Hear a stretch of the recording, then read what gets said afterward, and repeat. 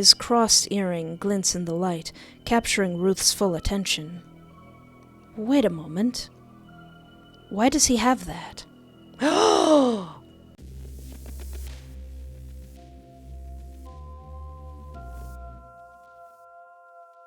recognize those features that spanned across multiple blogs on the internet stratosphere. The lead singer of Cake. Adam. Wait! Dudes, stop! The Espoir du Vide special move. Mega smooch. What you don't expect is for him to return your kiss with desperate urgency. This, whatever this feeling is, it's all your fault. These weird sexual fantasies won't go away until you're gone and removed from this life. Are you all right, my dear? You look a little ill. Saffron Albrich, talent manager. Saffron's name pops up, and the preview message is just 2 simple words. Found them. I'm here because my living situation has gotten a bit complicated. Adam leans back in his seat, pondering over loose theories, none of which hold any merit. Then it hits him. You were visiting someone. You sit outside in your idling car while beating yourself up for a solid 10 minutes. Mistakes were made, one piled on top of another and crushing you under their weight. The biggest being the fact that you agreed to drop off those stupid guns. You should have played sick or let your phone drift to voicemail, because when your family calls, it's never for anything good. You want to bang your head against the dashboard until you pass out. Of course you left your wallet, because of course everything that can go wrong will. You're so fluffing tired of this, of the games, of hiding, of panicking, of not knowing what to do.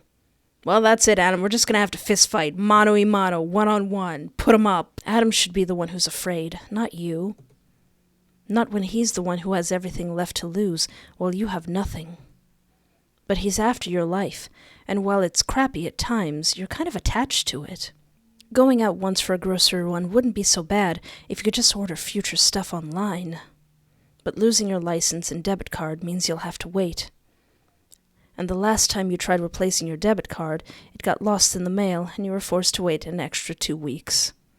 The delivery service sucks here. So, more than likely, it's gonna happen a second time around. Which leaves you with 2 options. Either go back to the bar, risk running into Mr. Relentless, but minimize the need to go outside as frequently. Or hope the delivery guys don't fail you and risk going out to get groceries for the next few weeks. Neither option is great. But going to the bar makes for one big risk, while the other makes for multiple. The choice is obvious. You have to return to the bar. You look at the cash your aunt handed you, wishing she used debit cards instead. But the woman refuses to expose herself to online feds and works under the table. Everything comes either in crisp dollar bills or nothing at all. She always errs on the side of caution, but in all honesty, maybe you should take a few notes from her book. Especially with Adam on your tail. But you, at least, have something you didn't last time. The sharp kitchen knife glints in the passenger seat. Sure is grimy, but you at least can defend yourself rather than being defenseless. You mentally prepare yourself on the drive over. There's no telling if you'll have to use it.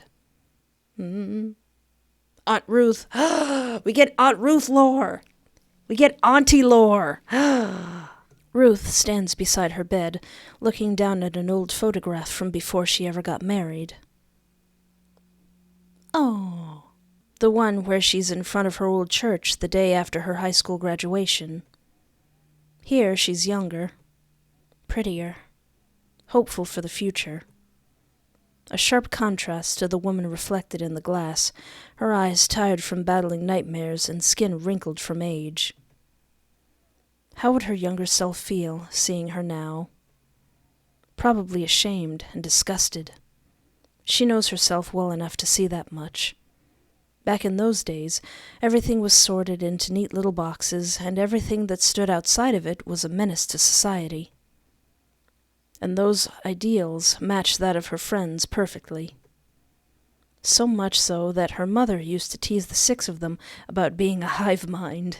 She's also the one that took this photo, catching Ruth and her friends mid-laughter with their matching cotton dresses of alternating teals and pinks. How many years has it been since then? She's lost count. It's hard to keep track of months and days and years when they all bleed together in one monotonous heap. Her ex-husband was the reason she was able to keep track of time, and now he's gone, taking all of her precious guns with him. Did he know the real reason why she slept with a knife under her pillow and a revolver in her nightstand? Auntie's prepared. Did he take them out of spite? Or is he really that thick-headed? She'll never know.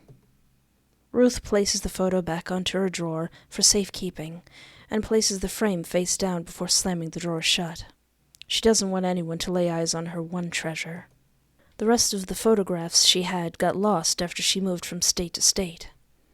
Now it's all she has left of. No! Auntie Ruth! No, don't you touch Auntie Ruth! No! There's a crash, and Ruth screams before slapping her hands over her mouth. What was that? Her gaze skates over to the source of the crash, and she watches as a large hand grips the ledge of the window. Oh no. No, no, no, no, no. Did they find her? The same person that got Alice and Grady and Chelsea. Ah! Who else could it be? There's no one else who would do this. No one else she's feared for all this time. But how did they find her? She's always been careful, never leaving too many traces of herself online and moving when she needed to. How are they here? Then it clicks. You must have brought them here. Dang it! Auntie, no! You stupid little... There's the crunch of boots and a soft huff of breath as someone crawls in with a head full of dark blue hair. Ruth watches with horror as a figure drops to the floor with practiced ease and rises from the ground like Lucifer himself rising from heck. The intruder wipes the sweat off his forehead, giving a soft little huff of breath from the effort of breaking in. It's so nonchalant. How? How did you find where I am so quickly? Well, you are thorough. I'll give you that. But don't you touch my auntie. Like he's used to getting away with this sort of thing without facing any repercussions. This roots her to the ground, her body frozen in place. Move. Move. Her breathing comes in unsteady pants. She can't bring herself to even wriggle a pinky finger. She's so scared. Why is she so weak? She's always been so weak. Back then with her, and now with this man who poses a threat to her life. And, oh God, help her. The man takes his time facing Ruth as he peels off his blue wig and cap, tossing them both to the ground with relish. He groans as he raises his hand, massaging his scalp underneath the tangled mess of purple hair. His crossed earring glints in the light, capturing Ruth's full attention. Wait a moment. Why does he have that? Oh! She knows that earring, but she hasn't seen it since the unfortunate news about Clarissa came out, and back then it wasn't an earring. In fact, it was a pendant that belonged on a necklace, a gift she gave to Clarissa for her birthday so many odd years ago. Ring the law alarms, everyone! Ring the law alarms! So where did he get it? Ah, no, that's much better. The man groans, and Ruth stifles at the melodic nature of his voice. It's almost eerie how similar he sounds, just a more masculine version of her.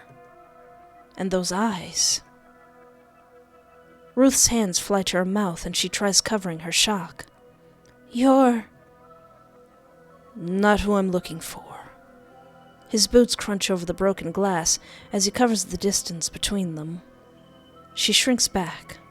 Please, don't hurt me. The intruder slowly lifts his arm so she can see the hilt of a blade tucked at his side.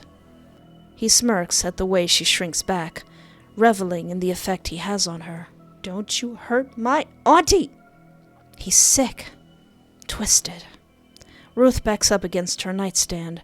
Her fingertips drift towards the handle of the drawer as she works on inching it outward. "What do you want from me? Don't you see I have nothing to give?" "I beg to differ, but I'm not the begging sort." His eyes wander over to where she's inching the drawer open. "What do you have in there?" I don't... Ah! She yanks the drawer open, and her fingers brush metal before Adam yanks her hand away by the wrist. Ruth shrieks as he towers over her. You're not supposed to play with guns. They're dangerous, you know," he says, flicking his free hand towards the revolver. "And you wouldn't accidentally want to hurt me, would you?" Ruth's bottom lip trembles. She can't bring herself to answer, and the intruder rolls his eyes before they land on the picture hidden in her nightstand. "Oh, what's this?" He tries to grab her treasure, and Ruth's brain regains connectivity, grabbing his arm before he can. "Don't touch that!" There's venom in her voice, surprising both her and the intruder. The man actually cracks an annoyed smile. "Ah, I see the family resemblance now. Turns out you've got a bit of pea and vinegar in you as well." "Aunt Ruth, kiss him! It works!" And honestly, it's really fluffing annoying. He rips Ruth's hand off of his arm, sending her tumbling onto her bed. Before she can make another attempt to stop him, the man picks up the group photo with a defiant smirk. Ruth knows when he spots her, because his entire body goes rigid, eyes snapping wide open like blinds on a window. He mouths a single word. And just like that, Ruth's suspicions are confirmed. She never knew what happened to him. She didn't even recognize him at first because he'd grown so much and changed everything about himself. But now... "I'm sure you don't remember me, Adam, but Adam's face goes stone cold, and the heat in the room drops 20 degrees, chilling Ruth to the bone. He grips the frame so hard, the wood cracks from the pressure. "Well, isn't this interesting?" He looks down at her, and the hatred in his eyes is absolute. If he didn't want to kill her before, she is almost certain he does now. There's no reason he wouldn't at this point. They both know what she's done, the grief she's caused, that all of them caused, and now her karma has returned tenfold. She's going to die. "Auntie!" And she knows it. Ruth scrambles backwards on the bed before she hits the wall as he withdraws his knife. "I'm sorry! I'm so sorry!" Adam cocks his head, his grip on the hilt white-knuckled. "No. You aren't." "Ah, Auntie! What did you do, Auntie? Is that his mom? What did you do?" Ruth screams as the steel descends on her, causing a few lazy crows resting on her back lawn to go shooting up towards the graying skies. "No!" Monsoon season sure picks up one heck of a time to pop off. Oh, geez. It was Arizona heat and now it's pouring? Torrential rain starts pouring down and soaking through your t-shirt, pants, and, the worst offender of all, your socks, as you make your way into the bar. Your stomach growls at the fresh, warm scent of food, and you crave both something to eat and a fresh change of clothes. But that'll have to wait until you get back to your aunt's trailer. Not to mention cleaning the massive stack of dishes if you want any utensils. You're pretty sure something in that sink winked at you.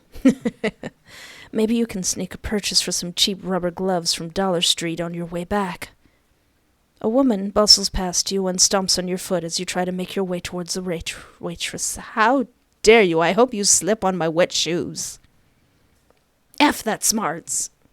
Did she just stab your big toe with her 4-inch pump on purpose? Ma'am?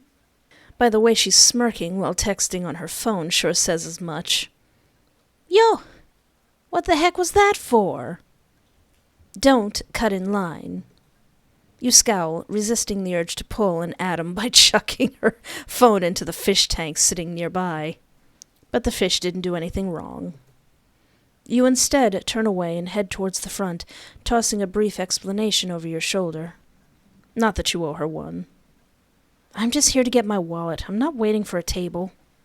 She grabs your arm, pulling you back, snarling, Ma'am?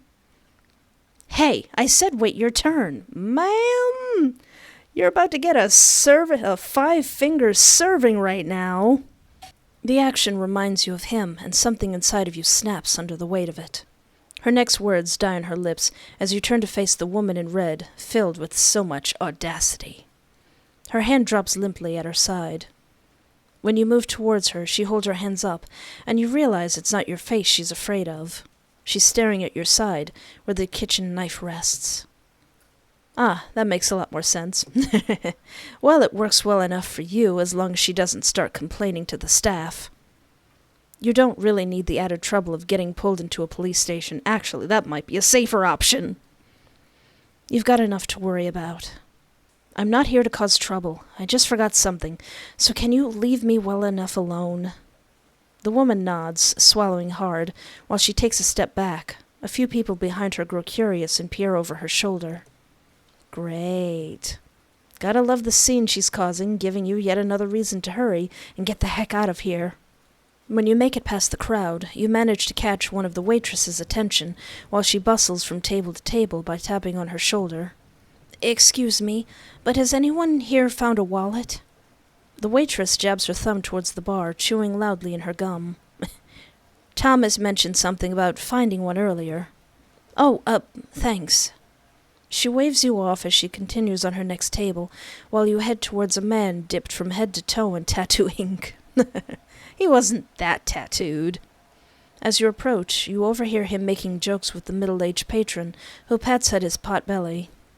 Jesse says dad bods are all the rage these days. Might not be wrong. The tattooed man, Thomas, chuckles as he pours the patron a drink and slides it over with well-practiced aim. They're not wrong, you know. I'm sure you'll find someone who appreciates you for you. Just do yourself a solid and delete Winder. That coming from personal experience? Heard about it from friends, actually. I'm not really into the dating or hookup scene, so all of my horror stories come from them. The patron nods in understanding. Here's to that. Winder is dog crap. Thomas chuckles again, but stops once you step up to the bar. He gives you a once-over. His brow wrinkles, lips pursing. Have I seen you before? Maybe from earlier? I accidentally left my wallet behind and heard you found one. Thomas snaps his fingers, finally placing you. Right. I tried chasing after you, but you left in such a rush I didn't manage to return it in time. The patron takes one large swig of his drink before he stands up from the bar and nods towards Thomas. He pushes a crisp $20 bill his way. I guess that's my cue. Thomas holds a finger up. You've had a few. Is Jesse on their way to pick you up? The patron rolls his eyes and waves Thomas off. Hey. Yeah, they're already parked outside. Thomas nods his approval, and the patron gives both you and Leroy a 2-finger salute before making his exit. Thomas pats the now empty space in front of him. Feel free to sit. Can I get you anything? No, that's okay. I just came to get my wallet. Don't want to chat with old Roy, eh? I'm a bit offended. His smile says he's not the least bit offended. You like him almost immediately. But you're also still in a hurry to get in and out, just in case Adam somehow figures out you're here. I'm in a bit of a rush. Maybe next time? Pinky promise? He says it and actually sticks out his pinky. You laugh, and oh God, it's been so long since you've laughed, as you hook your pinky with his. It's a deal. Thomas grins, all boyish sincerity, before drawing away and wiping down the other patron's glass. Glad to hear it. So, out of curiosity, did you and your boo make up? Your what now? My boo? You know, your man, your partner, your lover. Your mood shifts from soft, vibrant yellow, glowy and happy, to an uncertain purple tinged with fear. What he says makes no sense. I don't... He came in here earlier, looking for you. Said you two got into a fight and you ran off. He was really worried, afraid you got hurt or something. There's no doubt in my mind that man loves you. You scrunch your eyes closed, as if it'll stop his words. There's only one man searching for you, and he wants you dead. Adam. But how did he come in here without people noticing? He couldn't have, unless... Oh, that little poop. He disguised himself, didn't he? Talk about being a chameleon, changing shape and personalities to suit his environment. You probably already know that, though. You give a non-committal smile. Something like that. Thomas accepts this answer, and he reaches into his back pocket. He frowns. Strange, we got busy earlier, so I just kept your wallet on hand. Did I drop it by accident? He lost it? No, wait. If Adam was here, he probably managed to get his grubby little hands on your property somehow. Which is bad. Because knowing him, he's going to figure out a way to locate where you're staying. You don't know how, but your sixth sense is tingling. My spidey sense. I'm so sorry. I swear, The phone behind him rings, and he holds up a finger, mouthing another apology before he answers. Hello, Thomas from Briar's Bar and Grill speaking. How may I help you? There's a pause, and Thomas rubs the back of his neck as he turns towards you. He mouths, Your boyfriend's on the phone.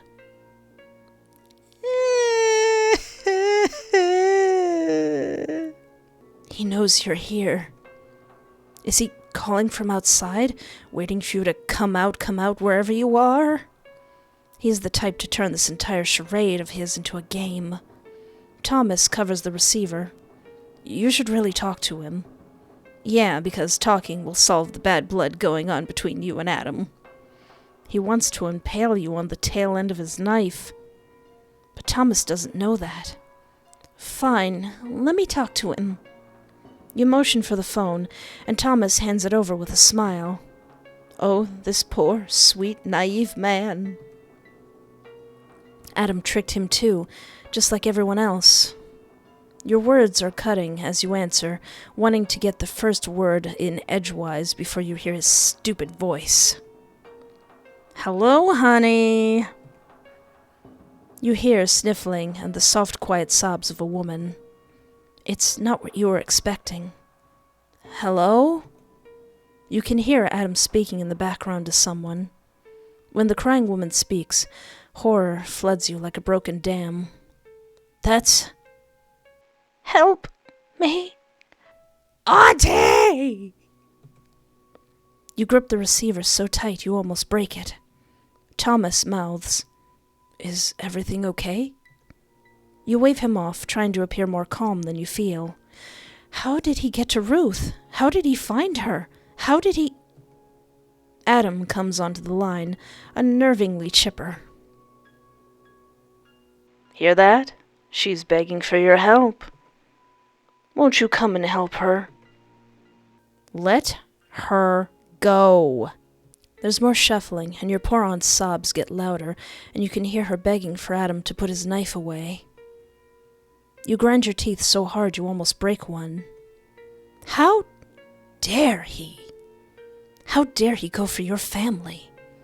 When you get your hands on him, you'll go straight for the throat. You know, I didn't think looking for you would lead me to this crap stain, but, as it turns out, maybe fate does in fact exist. Who would have thought? I guess I'll have to reassess my beliefs. This is between me and you flippin' butthole. Leave other people out of this. Oof, touchy. You're getting all worked up, and here I am being nice enough to put your dear aunt on the phone. I'd say I'm being quite generous, given the circumstances. What circumstances? Are you talking about stalking me to the ends of the earth? Because if I didn't know any better, I'd say you're a bit obsessed with me. Careful, Adam, or I'll start thinking you've got an unrequited crush. The words come out, scathing, sharp as the kitchen knife hidden in your pants, and Adam goes silent on the other end. There's a sharp cry, and Adam responds with venom. Ever suggest something like that again, and I'll start chopping off parts of her body. Don't you touch my auntie, sir! You bite your lip to keep from saying anything else. It's one thing if it's between you and him, but another when your aunt's involved. She may not be your favorite person, but you still don't want to see her hurt. What do you want from me, Adam? You know what I want. My precious gams! What do you want exactly, aside to see me in a box? You hate him. God, you hate him. You wish a stray bolt of thunder would blast him out of his existence and isekai his sorry butt into a world of pain and suffering. That would be hilarious if this ends with him getting hit with a stray bolt of thunder. Just God chiming in, okay, that's enough. That's enough, boy. That's enough. Fine, just leave Ruth out of this. Aw, acting so brave. It's kind of cute, the way you try puffing yourself up to be bigger, when in reality, you're just a scared little kitten. Are you going to scratch me with those little claws of yours? He's baiting you. Anything you say will give him room to hurt Ruth, and knowing him, he'll blame it on your behavior rather than his own sadistic tendencies. Start telling him how much you love him. That'll get him off guard. You keep your mouth shut. What? Cat got your tongue? When you still don't answer, he turns to mocking. Hello? Hello? Are you still there? If you don't answer within the next minute, I'll drill a hole in your beloved aunt's head. I don't get you. What was that? You're kind of quiet. I said, I don't get you. Your hand slams against the countertop, and Thomas jumps from where he's standing, halting the conversation between him and a new patron. The lover's quarrel. It's totally not a life or death situation. You explain to the patron and Thomas, who stare at you with concern. Back to Adam, you lower your voice a few octaves. I didn't even go to the police. I've left you well enough alone. Why can't you return the darn favor? Because you're a stain on this world, just like this aunt of yours. What do you even know about me? I've done nothing to you. I know enough.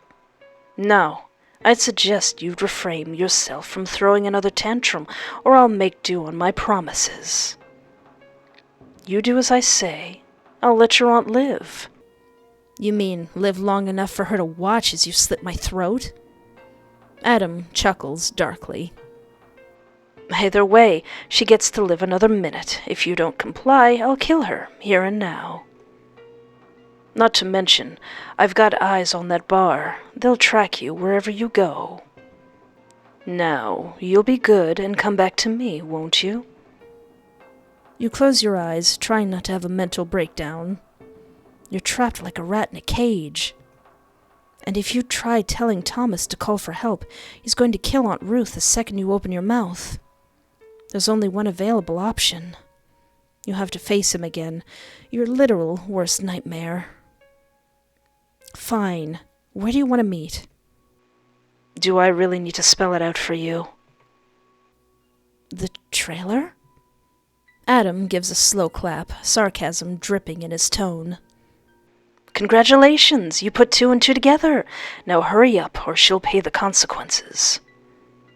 Your aunt screams, and then the line goes dead with you standing in place, trying to keep from hurling, the tang of bile in the back of your throat both strong and acidic. Your thoughts spiral out of control in a vicious tornado, tearing through common sense and destroying your sanity by the minute. Adam's resorted to using your own family as a bargaining chip in order to get what he wants. He's got Aunt Ruth. Auntie! He's got Aunt Ruth. And it's all your fault. It doesn't matter how you feel about her. This is your fight, and now she's been dragged into the middle of this sick and twisted game Adam is playing. You couldn't forgive yourself if she died because of you. You have to save her. You have to. A hand touches your shoulder, and you jump like you were shocked with a live wire. You whip around to find Thomas staring at you with growing concern. Everything all right? You seem agitated. Yeah, I just gotta head home. We've got some stuff to sort out. You know, couple stuff and all that. You can hear the tremor in your voice, but Thomas doesn't seem to notice. He just nods sagely. I wish you the best of luck. Fights with loved ones are hard, but they turn out okay, no matter the end result. He gives your shoulder a reassuring squeeze, as if to emphasize his point. Yeah, thanks for the help and, advice. You hope he's right. Because things are going to get dicey in the next half an hour, and you really don't know if you're going to make it out of this alive. Outside, you find the storms amplified tenfold. Oh, geez. Debris picks up and flies through the air. Trees bend and almost break at the force of the winds. The weather matches how you're feeling right now as you sprint across the parking lot to your car. To your left, you can see headlights of a small reefer truck blasting your car with their windshield wipers whipping back and forth. When you get into the driver's seat and head straight for the highway, it pulls out after you and begins its pursuit. Hey! You try weaving in and out of pursuit, anything to shake them off, but no matter how hard you try, they always remain 2 tail lengths behind. It's not until the midway point that they start tailgating you. You assume this is what Adam meant when he said he had eyes on the bar. Whoever's in that car is his informant. Saffron? That better not be you. The darn stalker. Did they call Adam as soon as you showed up? You're betting they did. How else would Adam know to call there? He knew what you were going to do before you did it. He's playing a game of chess, and now he's getting closer to winning this nasty game of his thanks to his helper. Your eyes go back to the reefer truck. As soon as you stop, you peer into your rearview mirror to see if you can sneak a peek at the driver. You catch a flash of familiar white hair. As if sensing your eyes on him, Adam's informant waves. You big jerk. Saffron. These 2 buttheads. Ugh. You're half tempted to go into reverse and ram your bumper into the grill of his truck, your hand hovering over the gear stick, fingers twitching at the idea. No, you can't. You wrench your hand away and force it back onto the steering wheel. If anything goes down, he'll tell Adam. And then your aunt's blood will be on your hands. You need to stay compliant because now there's more than one life at stake here. Yours and hers. You need to play things carefully. It's your best shot at making it out of this alive and without bringing any more harm to your family. You take a deep, shuddering breath. Stay calm. Stay collected. And try to stay safe. The rest of the drive feels long and torturous as you force down your hectic thoughts. Thunder booms in the skies while wind tugs at your car, and your heart thuds well over the speed limit. When you finally reach the trailer park, everyone's lights are off, either asleep or out drinking. You pull in front of your aunt's mobile home and step out as the reefer truck stops behind you. They keep their lights on, illuminating your way as you walk up the steps. You hesitate before knocking.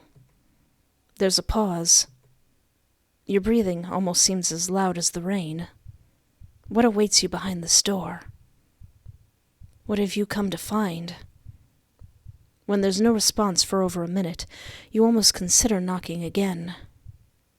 Then the locks start clicking. Click. He's in there. My auntie better be in there too. Click. Where will you run? Click. He's going to kill you this time. Click. Death is here. Your time is up. You test the doorknob as soon as you hear the last click. Inside, the lights are off. Glass crunches under the soles of your shoes, and with each step you feel like you're suffocating. He's here. He's here in this same room, waiting, watching. You can feel his presence in the dark, lurking like a monster sizing up its prey. Why isn't he saying or doing anything? Usually he can't shut up because he loves hearing himself talk so much. Yell into his room that his mom is ugly. That'll get him started. At least from how he presented himself on that highway so long ago. You swallow the lump in your throat and dare to speak. I've done what you asked. I'm here. I'm the one you want. Now let my aunt go. You wait. Nothing but silence. You try peering through the darkness, searching for his silhouette, but everything blends together in odd shapes. You reach out for what you think could be him, but your hands land on the messy dishes from earlier. Where the heck is he? Your hand goes to your hip, waiting for him to tackle you to the ground like he did last time. Adam? You take a step back, wondering how he's managed to conceal himself in such a small space. Is he going to springboard out from under the table like a toy jack-in-the-box? You wouldn't put it past him. You get ready to check under the table, just in case, and turn towards it. Something brushes your ankle, and you yelp, taking a few steps back. Lightning flashes, allowing light to appear through the broken window. You realize that's where the glass came from. And as for what's near your ankles, you scream at the same time thunder booms in the sky, lightning illuminating the room once more. Your aunt lays motionless on the ground, with her body covered in blood that soaks through the brown carpet. No! Auntie! Oh, the hands have been summoned, and one of these hands is going to have a knife, and that knife is going to be in you, Adam. And above her stands Adam. You buttermilk biscuit. You absolute butt crevice. I'm gonna beat you so hard that the children that you're never gonna have are gonna be born bruised. He holds onto one of her arms while the other goes to scrub the streak of blood off his face. He finally speaks. His words drip with poison wrapped in velvet. Well, well, well. He steps over Ruth's body and drops her hand, his pace slow and dangerous like a hunter on the prowl. You take a step back, but hit something in the process and tumble onto the floor. Oh no! You stare up at Adam's wide frame in horror as he traces a hand along the curved edge of his knife.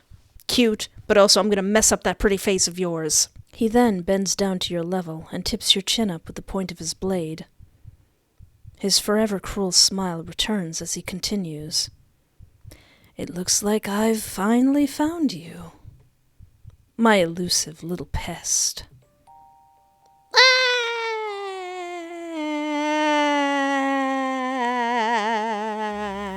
Good end? You gosh darn buttermilk biscuit, Adam. I'm gonna smack your booty cheeks, and not in the hot way. How dare you? How dare you hurt my auntie, even though she was kind of a butt as well. Can I do anything differently? Is there hope? Is there hope for espoir? Alright, what if I go all the way back and say, yeah, sure, I'll go to this hospital with this stranger, who I now know is an even bigger butt, with your tight shirt and your nice vest and your fancy card. Sounds like a deal. I'll take you up on that offer. The stranger clasps his hands together like a teacher, proud of his student for giving the right answer. Wonderful. I knew you were a sensible individual. Let us be off then, shall we? The stranger presses a guiding hand towards the center of your back, urging you in the direction of a smaller parking lot located directly behind the gas station, towards a small white reefer truck parked next to... What is a reefer truck? What is a... Editor me. If you haven't already put it up, what is a reefer truck? Parked next to a large dumpster that smells of spoiled meat. Oh, this doesn't reek of bad decisions. Suspicion flares hot in your chest, as it should. This is shady as heck. Where does your friend operate? Outside of a white van that says free candy? Anyone well acquainted with the area knows this place is a hotspot for drug sales due to lack of video surveillance. You don't want something caught on CCTV footage? You do it here. You dig your Why isn't there a CCTV? Why isn't there a camera right next to the dumpster? That's where the employees need to go at night. That's the number one place there should be a camera. You dig your heels into the ground, a mere 3 feet away from his car door. He almost stumbles into you due to your sudden stop. On second thought, let us not go to Camelot. It is a silly place. Let's not do that. Let's not do any of that. Something the matter, my dear? Is it your shoulder, or are you hurt somewhere else? I can carry you if you'd like. His sincerity almost gets you to start walking again. Keyword being almost. I think I've changed my mind. He finishes the sentence for you, and when you nod, his smile loses a fraction of its warmth. You're not serious? You don't answer, allowing your silence to speak for you. The corner of Saffron's eye twitches, and he goes to rub at the spot. You're really set on this. When all I asked in return was polite conversation in exchange for a drive and hundreds of dollars taken off your bill, you're okay with missing out on such an opportunity. He circles you almost like a vulture, but his eyes genuinely convey sadness and disappointment when he bends his body to match your height. You feel like you've disappointed a parent rather than an absolute stranger. Sir? But you're not budging on this one. This just reeks of bad news, and that reefer truck creeps you the F out. You're making the right choice here. I won't stop you from walking away if you're sure.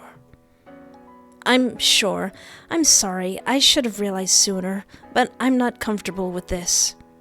He sighs and pulls back into his full height, all 6'5", casting a shadow over your form, shielding away from the sun like a human solar eclipse. Ooh.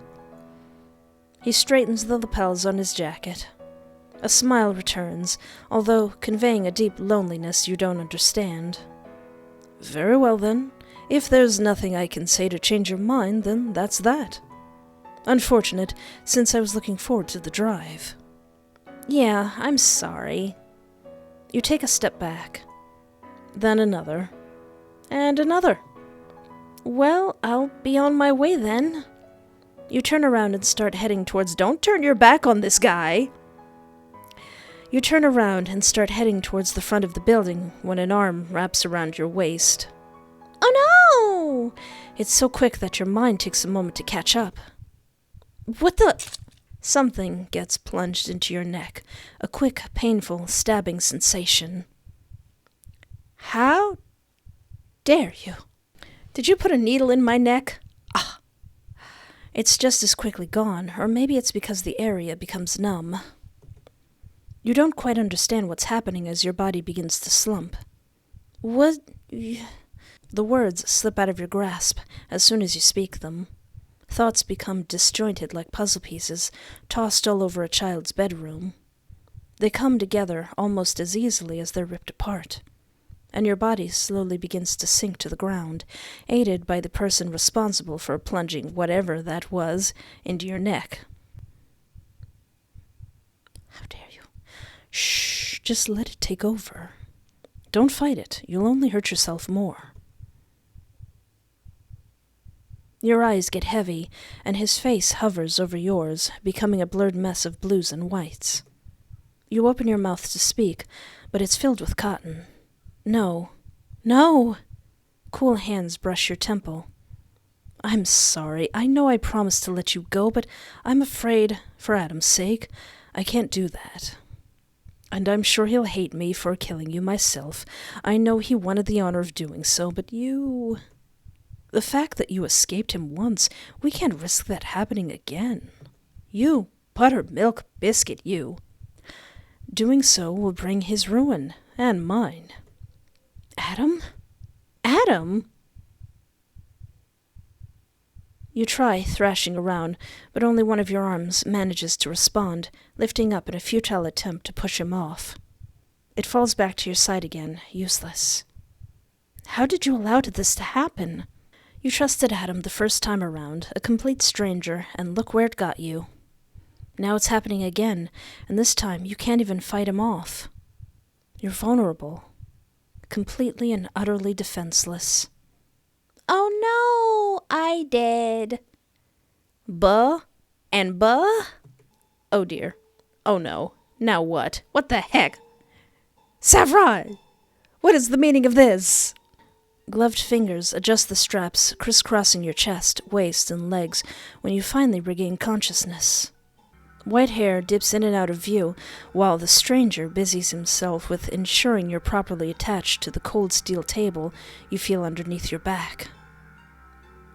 Oh no! What?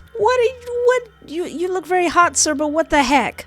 What the actual heck? When he notices you watching, he offers a genuine smile before pulling up the mask resting on his face. Ah, you're up. Did you sleep well? As good as one can after being knocked out with sedatives. But you digress. It's hard to argue when your mouth feels like it's been stuffed with cotton and your head keeps ringing.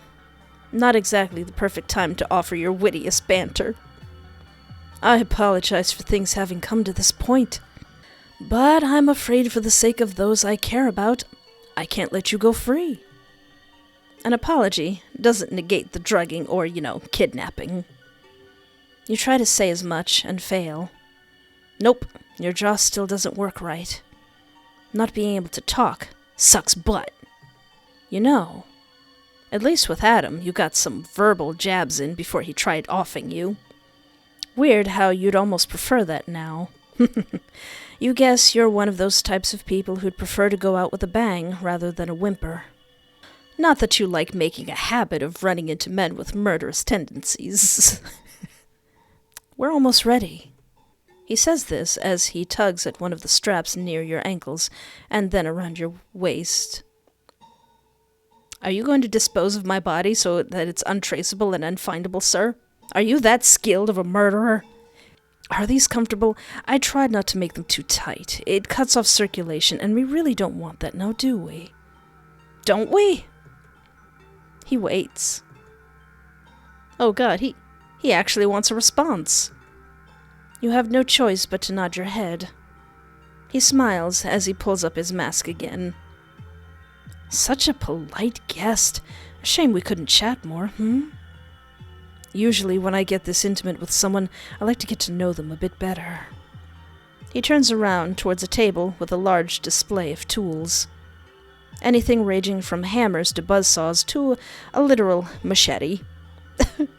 He runs a finger along the razor-sharp edge of a meat cleaver and examines it in the light before putting it back down. No, not that one. That's only for my favorite guests. Then he picks up a scalpel, twisting it around with his fingers. This is probably more fitting, and what you were expecting, right? Cold, analytical, precise. He comes up to you, allowing the flat of the blade to brush against your cheek almost teasingly. You try shrinking back, but your binds hold you in place. The entire table rattles from how much you tremble and shake. He's choosing what to torture you with. Why not stab you and just be done with it? Why drag this out? A cruel smile curls underneath his mask as you try pulling at your restraints.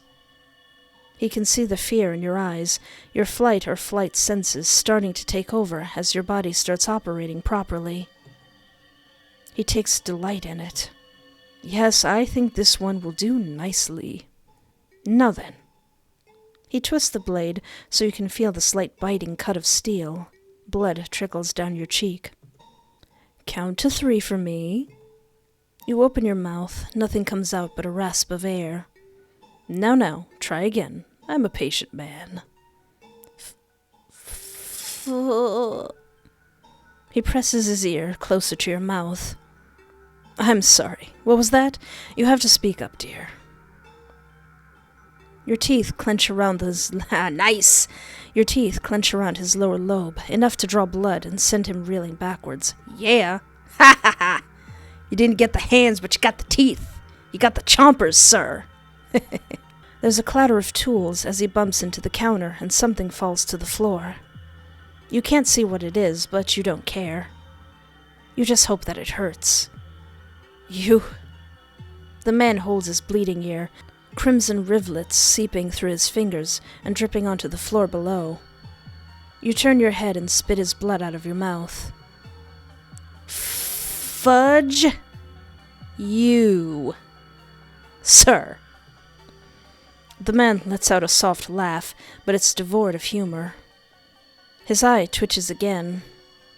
So crass, so vulgar, it seems. His voice dips into a dangerous octave. We're going to have to train that out of you. Bring it!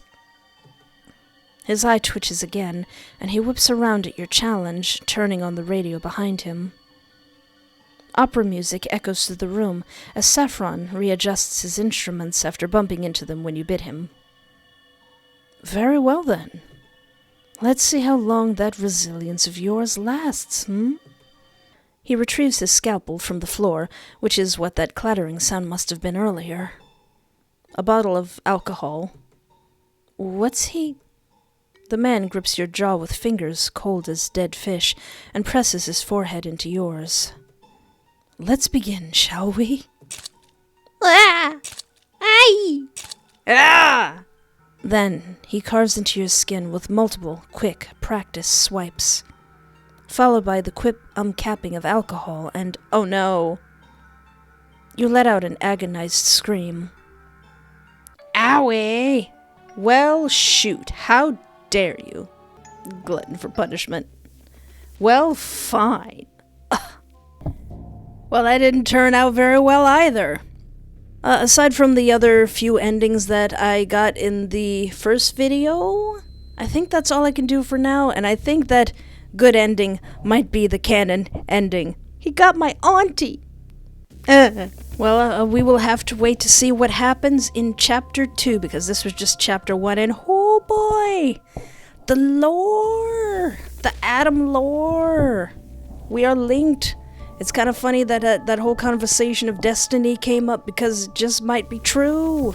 But I think that's all I can do for now, so let me know what you think in the comments. How big of a butt do you think Adam is for hurting my auntie? Well, anyway, thank you so much for hanging out with me. Take care of yourself, have a great night, and remember, there is always hope.